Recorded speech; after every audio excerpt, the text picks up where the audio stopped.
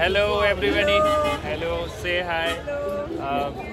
मतलब ये सारे ऑल फॉरेनर्स हैं जो भी हैं, मतलब यहाँ पे आए हैं हमारे उज्जैन नगरी में। तो बहुत ही अच्छे लोग हैं, मतलब सबका नेचर काफ़ी अच्छा है। ये भी अंकल हमारे साथ ही हैं, ये कैमरा मैन है, एक अच्छे कैमरा मैन है और जो मतलब रिसर्च ही करते रहते हैं। फॉरेनर जितने भी होते हैं रिसर्च करते हैं, बहुत ही अच्छे लोग हैं। तो भाई मेरा YouTube channel, subscribe my YouTube channel please. Thank you. जैसा कि मैंने आपको मिलवाया उन सबसे, और फिर इसके बाद क्या है कि अपन बस अब जो भी यहाँ पे हैं ऐसी जगह घूमने वाली जगह हैं तो उन जगहों पर चलते हैं। फिर उसके बाद क्या महाकाल जी के दर्शन करते हैं। और बहुत सारी यहाँ पे जगह हैं जहाँ पे आप घूम सकते हैं। तो मैं उन जगह को मतलब मेंशन कर दूंगा इस वीडियोस पे, जैसे है नहीं ये जहाँ पे भी जो मेन जगह होगी वो मेंशन कर दूंगा। वैसे यहाँ पे घूमने की तो बहुत सारी जगह हैं। ये पीछे राम घाट है और यहाँ पे काफ़ी पब्लिक है। और ये पश्चिम मुक्तेश्वर मंदिर है और ये प्राचीन धर्मराज चित्रगुप्त जी का मंदिर है। एक अपना काशी विश्वनाथ जी हो गया, एक उज्जैन हो गया। यहाँ पे हर जगह आपको कहीं ना कहीं शिव जी के दर्शन होते ही रहेंगे। कहीं ना कहीं क्या हर जगह शिव जी के ही दर्शन होते रहते हैं भाई यहाँ पे। तो दोस्तों मैं यहाँ पे खड़ा हुआ था तो मेरे को तो पता नहीं है, और मतलब एक शॉर्टकट रास्ता लेने जा रहा हूँ। हरसिद्धि माता का मंदिर पड़ता है तो इधर से ही निकल के जाना है मेरे को। तो अंकल ने बताया कि इधर से ही निकल के जाओगे, तो है मैं चल रहा हूँ इस रास्ते पे। लोग आ चुके हैं शॉर्टकट रास्ते से हरसिद्धि माता के मंदिर, और मैं आपको अंदर के दर्शन कराता हूँ। यहाँ से 3 रास्ते आने के, एक ये शॉर्टकट रास्ता जो आया था, एक ये रास्ता है कोई, और एक आगे से भी सीधी रास्ता आती है जो डायरेक्ट मंदिर के फेस पे ही है। चलिए एंटर करते हैं हम लोग, इसके बाद ही कुछ बात करते हैं। पहले दर्शन कर लिए जाएं। नाम किसी का भी हो, पहले शिव जी के दर्शन जो हमारे आराध्य हैं, जो हमारे पूजनीय हैं, पहले शिव जी के ही दर्शन मिलेंगे आपको। फ्रंट में कहीं भी होगा, उज्जैन में होगा, बनारस में होगा। और हरसिद्धि माता के मंदिर ये ज्योति दीप होती है, ये सांझ टाइम मतलब जो इवनिंग टाइम होता है उस टाइम मिलते हैं आपको प्रज्वलित होते हुए। तो शाम को अपन एक बार फिर आएंगे। अभी इसी एरिया में ट्रैवल कर रहे हैं, जब तक दर्शन कर लेते हैं अंदर। दीप शाम को प्रज्वलित होंगे तो मैं ये आपको दर्शन बाद में करा दूंगा। इसके बाद जो होने वाले हैं तो इसके बाद इवनिंग टाइम में ही होगा। इसके बाद क्या, अभी तो बहुत ही दोपहर है, अभी 1-1:30 बज रहा है।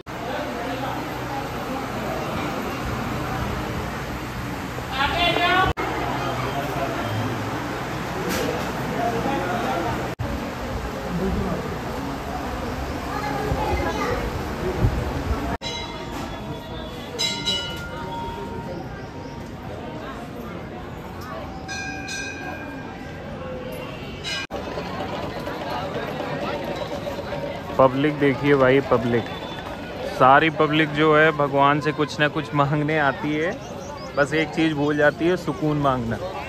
और सुकून नहीं मांग पाती, इसलिए जीवन भर वो कहीं यहाँ इस मंदिर उस मंदिर भटकते रहते हैं। अगर भगवान से आप कुछ मांगने ना आए, केवल सुकून ही मांगे, तो जीवन में आपको कभी भटकना नहीं पड़ेगा। तो ये बात याद रखिएगा, नेक्स्ट टाइम आप कभी भी अगर मंदिर जाते हैं तो ये चीज़ हमेशा याद रखनी है।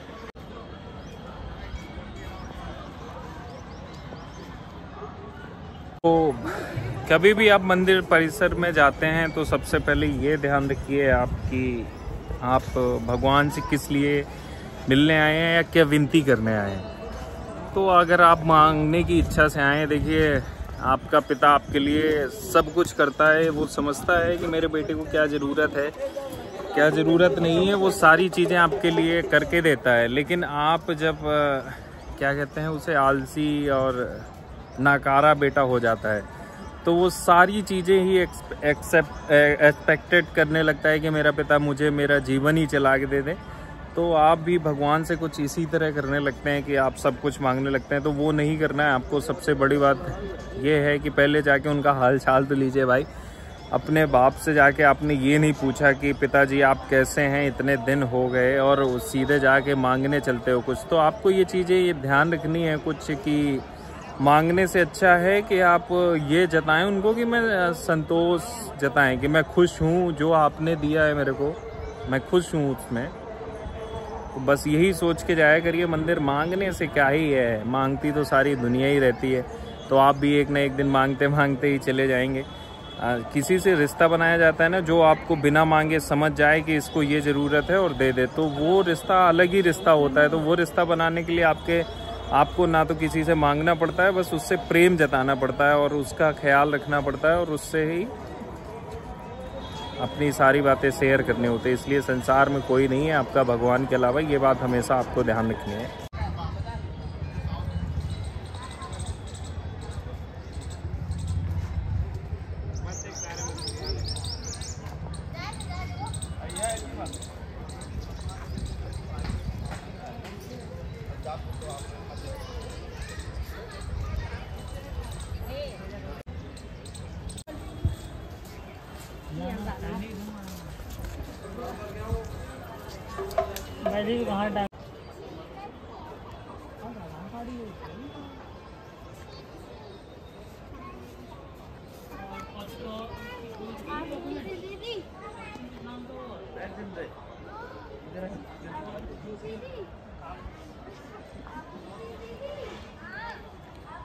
छाया में खड़े हो जाओ, सब लोग छाया में खड़े हो जाओ, ऐसे नल्ला ऐसे भी ले लो छाया।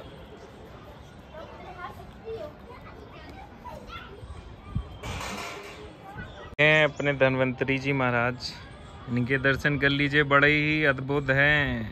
अगर इनका जीवन काल आप पढ़ेंगे तो आपको सच में जीवन में कुछ ना कुछ तो इतना अनुभवी सीखने को मिलेगा कि प्रभु क्या ही बताऊं। और कालिदास जी की चर्चाएं तो अक्सर होती रहती हैं, तो मैं कुछ कहूँगा नहीं। और शंकु जी को देख लीजिए, मैं इनके बारे में ज़्यादा जानता तो नहीं हूँ, लेकिन हाँ कुछ बहुत सुना है मैंने, और जो भी सुना है तो उसके बारे में मैं बाद में ही चर्चा करता हूँ।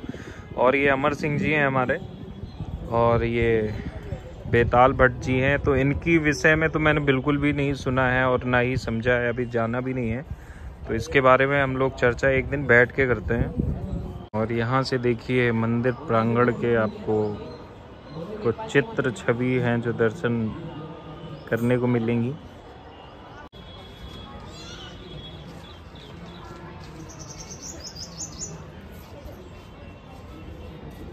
ये चित्र और छवि हमारे युग में ही हैं, और जो हमारी संतानें होंगी, मतलब जो 2030, 40 मतलब 30-35 के बाद पैदा होने वाले हैं, उनके लिए तो पता नहीं उनका स्वभाव ही कैसा होगा प्रभु के प्रति। तो आप भी मगन रहिए और एंजॉय करिए, मतलब प्रभु की भक्ति को। देखिए एंजॉय शब्द का मैंने यूज़ इसलिए किया है यहाँ पर कि ज़रूरी नहीं कि एंजॉय का मतलब वही एंजॉयमेंट हो। जब आप किसी के भक्ति में, किसी के प्रेम में खो जाते हैं ना, उसमें जो आनंद होता है वो एंजॉयमेंट ही अलग होती है। इसमें मैं आवाज़ मतलब मैं बोलूँगा नहीं, वॉइस ओवर ही लगाऊंगा, क्योंकि यहाँ पे मेरी हिम्मत तो नहीं हो रही भाई कि बोल पाऊँगा मैं। प्रभु के दर्शन करते ही सब हर हर शंभू।